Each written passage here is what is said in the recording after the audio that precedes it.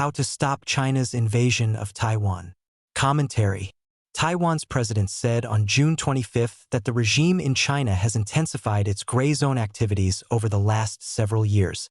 This includes infiltration and coercion targeting other countries in the region, including not only Taiwan, but Japan and the Philippines. All are close U.S. partners. Lai rightly said that Beijing's activities are an attempt to undermine the international rules-based order. This order was largely envisioned by the United States and United Kingdom in 1941, established by the United States in 1945, and led from Washington, New York City, Geneva, and Rome in that order. It has been solidly led by the democracies with significant and unfortunate influence from Moscow and Beijing. But China's rapid economic growth has been used by the Chinese Communist Party to assert even more influence on global diplomacy, including at the United Nations.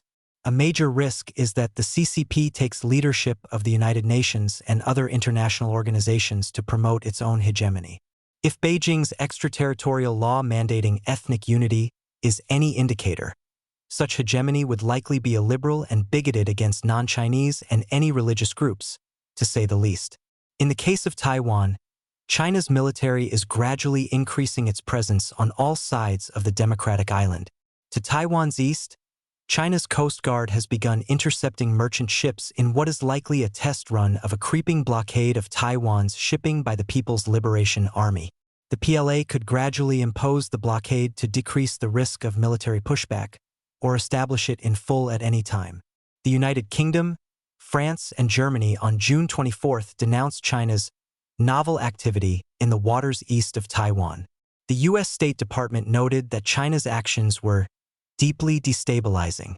But the meekness of the international response likely appears to the hawks in Beijing as a sign of weakness. A PLA Navy blockade could be used to tax or toll Taiwan's shipping, as Iran attempted in the Strait of Hormuz. The blockade could be extended to an air blockade of the commercial airlines that export Taiwan's powerful artificial intelligence-capable semiconductors. If allowed, the PLA could completely shut down the export of Taiwan's AI chips except to China, giving China's AI companies an advantage over U.S. AI companies. As political developments and Taiwan's public opinion have trended over the years against Beijing's preference for reunification, the PLA has increased its military assets near Taiwan to attempt to show the public that any hope of a military defense against the PLA is futile. Whereas only one Chinese warship patrolled the Strait of Taiwan years ago, now there are approximately 6 Chinese frigates and destroyers that permanently patrol on all sides of the island democracy.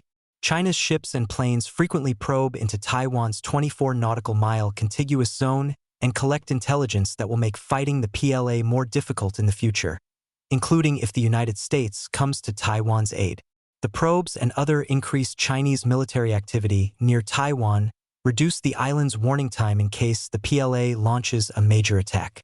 Taiwan's Navy shadows plan ships in its zone, but clearly does not have enough ships to counter a major planned assault. China's Air Force and Coast Guard are ramping up their assets and activity around Taiwan, against which the island democracy has comparatively little effective defense. China's rapid militarization has included a shipbuilding push that resulted in 45 of its latest generation destroyers. Compare this to Taiwan's 4 destroyers and the U.S. Navy's 75, for example. Those 75 are globally deployed, while the plan concentrates its forces near China and within a few days' sail of Taiwan. Taiwan's deterrence relies primarily upon its porcupine strategy of missiles, mines, and drones, which would ideally hold back the PLA long enough for U.S. and allied military forces to intervene. Taiwan also depends on whether Beijing believes that the Taiwanese people would continue fighting after Taiwan's conventional military is subdued.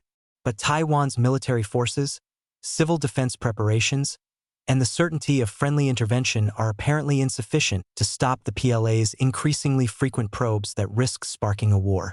There are several strategic options to better deter the Chinese regime. The United States, the United Kingdom, European defense forces, and their allies could preposition a military force in Taiwan, as the United States does in Japan and South Korea. This would serve as a tripwire to help Taiwan survive the initial invasion and compel Taiwan's allies to act in its defense. The United States and our allies could preempt China with a gradual blockade of our own, or attacks on China's global shipping. The revenues from this could be used to dramatically increase the military forces of democracies in East Asia, thereby deterring China. Finally, Taiwan's military forces could be significantly improved through international military aid, including funding to procure more and better missiles and drones. Taiwan could also be loaned an independent nuclear deterrent, for example, by allowing a Taiwanese military officer to serve as captain of a U.S. ballistic missile submarine on a rotating basis. Beijing would not know when such a submarine was under the command of a Taiwanese officer, and thus could never know whether Beijing was safe in the event of a PLA invasion. While some of these strategies may seem outlandish on first blush, the old strategies were clearly not enough to deter Russia's war against Ukraine, Iran's closing of the Strait of Hormuz, and the PLA's buildup around Taiwan. New strategic options should be developed by a working group comprising the United States, other G7 countries, and other economically and militarily powerful democracies capable of shifting Beijing's calculus away from war and towards peace.